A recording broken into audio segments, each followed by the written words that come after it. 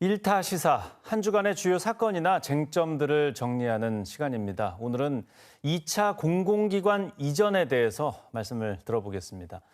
자, 홍형득 강원대학교 행정학과 교수 그리고 나철성 강원평화경제연구소장 두 분과 함께하겠습니다.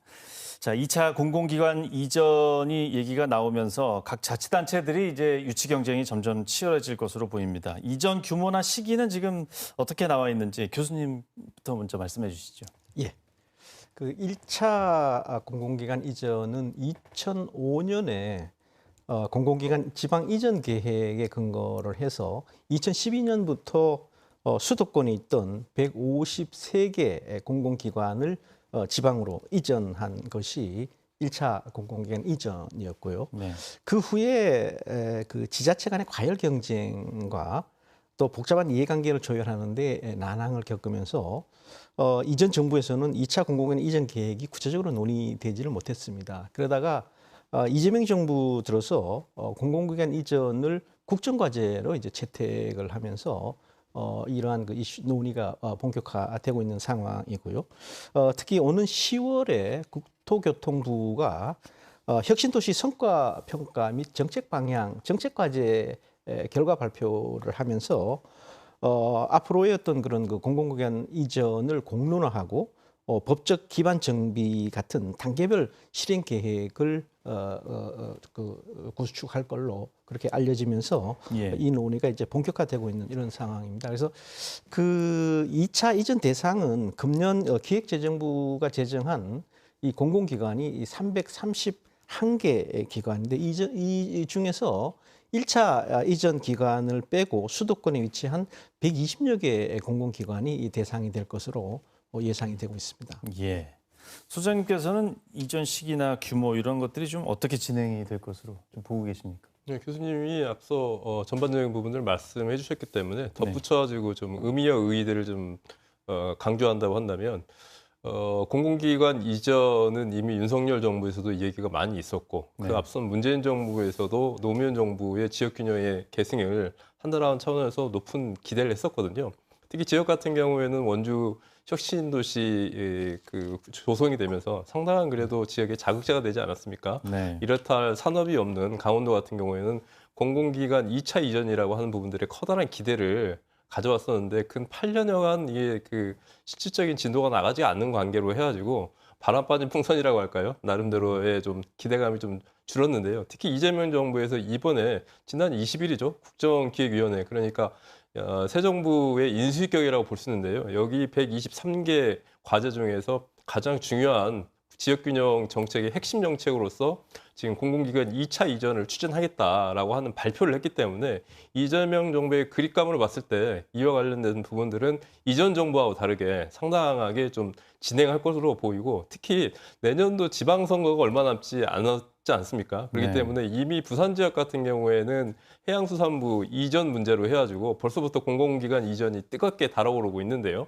우리 지역 같은 경우에도 특히 내년 지방선거를 앞두고 각 지역마다 이와 관련된 유치 전략들, 유치 경쟁이 어느 때보다도 더 치열하게 좀 전개될 걸로 예측이 되고 있습니다. 예. 1차 공공기관 이전한 이제 원주 혁신도시를 보면 그래도 좀 부족한 부분이 있다는 시각이 있지 않습니까? 그러니까 2차 때 이런 부분을 좀 채울 수 있지 않을까 싶은데 그 정책적으로 효과가 어느 정도 있다고 보십니까? 말씀하셨던 것처럼 그 원주 혁신도시에 대한 성과 그리고 한계, 과제를 우리가 명료하게 좀 정리가 될 때 2차 혁신도시의 성과들을 올곧이 가져올 걸로 좀 보여지는데요. 원주 혁신도시가 방곡동에 유치를 하게 되면서 정말로 많은 변화가 있었습니다.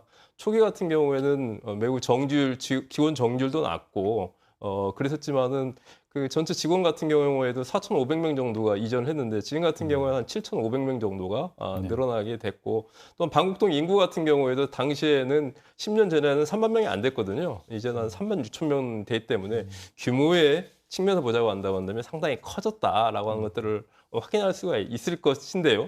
그럼에도 불구하고 이게 애초에 그 우리가 기대를 했던 어떤 앵커의 역할로서 그리고 또 지역 경제의 활성화, 산업과 연계된 행정에 있어서의 역할들을 제대로 하고 있느냐 본다면 매우 아쉬운 부분들이 많이 남아 있거든요. 대표적으로 보자고 한다면은 현재 원주 이 혁신도시의 공실률이 20%가 넘어가고 있는 상황들이고 네. 또 투자 수익률을 본다고 하더라도 전국 평균에 크게 못 미치는 이런 부분들이 있기 때문에 횡하다라고 하는 부분들이 시간이 지나면 나아지겠지 했지만은 나아지지 않고 있는 것뿐만 아니라 가장 아쉬운 부분들은 이 혁신도시 12개 기관이 들어오지 않았습니까? 네. 아주 커다란 행정기관이었는데 이와 연계돼 가지고 지역 산업 생태가 조성되지 못하는 관계로 해가지고 덩그러니 행정기관만 나와 있기 때문에 앞으로 우리가 2차 혁신도시를 우리가 유치를 한다라고 할 경우에는 반드시 그 행정이 가지고 있는 특징과 우리가 산업과 어떻게 연계를 하고 또한 이와 관련돼서 가장 직원들의 만족도 요구도가 높은 교육과 정규 여건들을 어떻게 조성할 것인가라고 하는 계획을 찬찬하고 치밀하게 중앙정부에 제시하는 게 무엇보다 필요하다 이렇게 좀 말씀드리고 싶습니다. 이전뿐만 아니라 잘 이용하는 것도 중요하다. 예, 이렇게 말씀해 주셨는데 교수님께서는 그 지방 이전 공공기관 지방 이전에 대한 정책 효과는 어떻게 보십니까? 예, 우리 나 소장님께서 우리 원주 혁신 도시에 대해서 이제 그 효과에 대해서 말씀을 이렇게 주셨는데 일반적으로 보면요. 1차 공공기관 이전을 통해서는 지역 내 생산이나 소비 증대 같은 단기적인 경제 성과는 일부 나타났다고 이렇게 보는 것이 이제 일반적인 어떤 평가고요. 그렇지만 우리가 당초 기대했었던 그런 그 인구 분산 효과나 장기적인 그런 그 지역 경제 성장 같은 지역 균형 발전 효과는 기대한 만큼의 성과를 보지 못했다고 평가하는 것이 그 일반적입니다.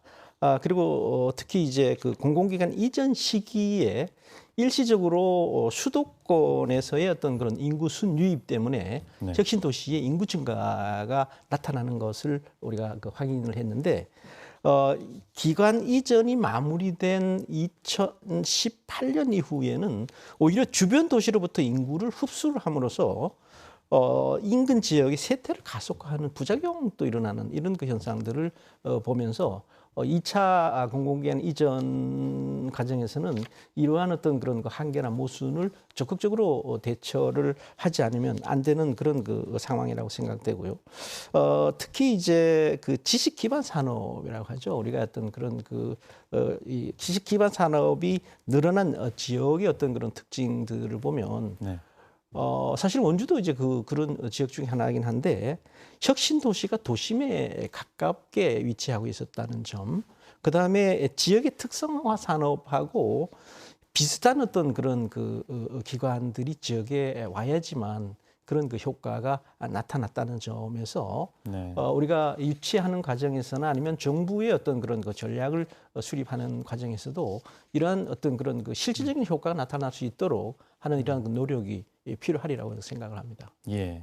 그 말씀해 주신 내용 중에 일부도 강원 도내에서도 유치한 곳과 유치 못한 곳의 차이인 그 격차가 점점 더 벌어진다고 이렇게 말씀해 주셨는데 그러다 보니까 이게 어느 정도 좀 진행이 되다 보면 강원 도내 자치단체들끼리도 경쟁하는 상황이 좀 되지 않겠습니까? 이런 것도 부작용이 될 수도 있을 것 같은데. 그렇습니다. 예. 그런 부분 또 지금 보면은 앞으로 이제 2차 공공기관 이전 과정에서 혁신 도시에 집중적으로 어떤 그런 거 유치를 할 거냐 아니면 그 외 지역에서도 그 기관들을 이렇게 배치를 할 건지 하는 부분들은 가장 중요한 어떤 그런 거 쟁점 중에 하나이기 때문에 네. 그런 부분에 대한 어떤 논의도 필요하리라고 생각됩니다. 예. 그 유치 경쟁에 대한 대응, 뭐 교통 정리 이런 것도 참 중요할 것 같은데 어떻게 보십니까? 매우 중요할 거라고 예상이 되고 있는데요. 뭐 잘 기억하시겠지만 10여 년 전에 원주하고 이 춘천이 예. 혁신도시 그 유치 경쟁이 치열하게 되면서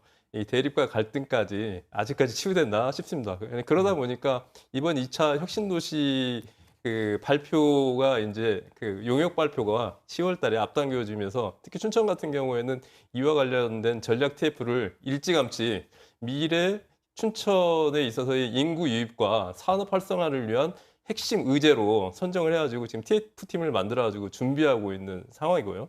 원주 같은 경우에는 자체 진단으로 봤을 때 1차 이전이 매우 현재 실질적으로 보자고 한다면은 목표 대비 성과를 보자고 한다면 부족한 부분들이기 때문에 시너지 효과를 이루기 위해서는 지역의 분산보다도 원주에 집중을 해서 메가 클러스터를 조성하는 것들이 필요하다라고 하는 전략 하에 원광수 시장이 아주 의욕적으로 진행하고 있습니다.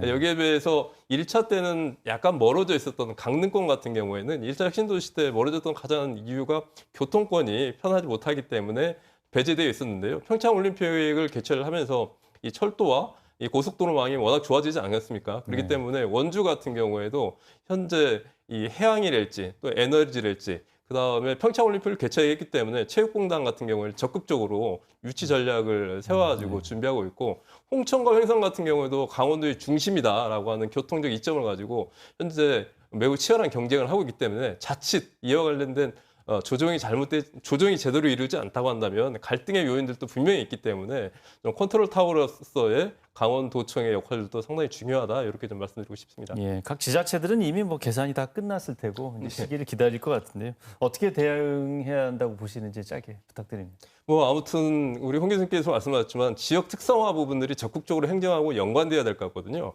가령 국방과학연구원 같은 경우도 이전을 하게 되는데 강원도 같은 경우는 여기에 매우 강한 메리트를 가지고 있고 환경공단 같은 경우도 대개 공단 조직인데 이 강원도가 제 1순위로 우리가 내밀 수 있는 부분들 아니겠습니까? 네. 많은 거를 요구하기보다도 강원도 특성과 전략에 맞는 부분들을 맞춤형으로 짜서 비전과 설득력을 마련하는 게 무엇보다 필요할 것 같습니다. 예, 교수님께서도 예, 과제와 관련해 가지고 제가 좀 더 말씀을 드리고 싶은 거는 네. 어쨌든 지금 이제 1차 그 공공기관 이전에서는 혁신 도시에 집중적으로 어떤 그런 그 공공기관을 이제 배치를 했는데 예, 원주로 다 몰렸죠. 그렇습니다. 그 후에 아까 말씀하신 것처럼 그러다 보니까 지역 간의 어떤 그런 그 갈등이 지금 부상하고 있는 이런 그 상황이고요. 또 한편으로는 지자체별로 희망 유치 기관이 중복이 되는 어떤 기관들을 가지고 서로 어떤 그런 경쟁을 하는 이런 그 상황들이 상당히 그 어려운 어떤 그런 그 해법을 이제 요구를 하고 있는데 그래서 그럼 이렇게 이 부분을 어떻게 해결할 건가 하는 부분에 대해서는 이 정부의 역할론이 지금 대두가 되고 있는데요. 네. 이 정부의 역할론이라는 것은 지자체 간의 어떤 그런 경쟁을 그냥 방치하기보다는 정부가 명확한 어떤 그런 그 기준을 가지고 전략적으로 어떤 그런 그 선정할 필요가 있다는 거. 그다음에 지역별 특화 전략이라든지 사회적인 합의 도출 같은 이런 과정들을 통해서 지역 간의 어떤 과열 경쟁을 좀 조정할 필요가 있다는 이런 의견들이 대두하고 있습니다. 예, 미리 교통 정리가 좀 필요하다는 네, 말씀이시죠. 예. 네, 오늘 두 분 말씀 잘 들었습니다. 고맙습니다.